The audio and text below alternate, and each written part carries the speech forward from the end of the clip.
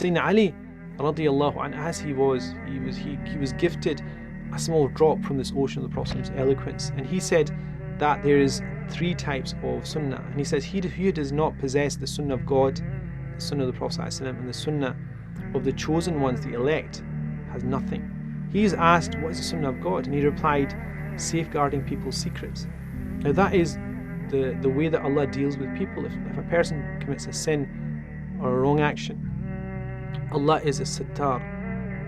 That means that Allah subhanahu wa ta'ala will envelop you with His hidden quality that will never be shown to anybody else. Allah is not Al-Faddah, which is the opposite of that. One of the names of God is Sittar, not Faddah. Allah is not known as the one that opens up your sins to everybody to see. Now, a person close to God should also take that quality. If they know something that a person has done in the past, which is not a criminal act, they should keep it closed so that Allah will also envelop them in that.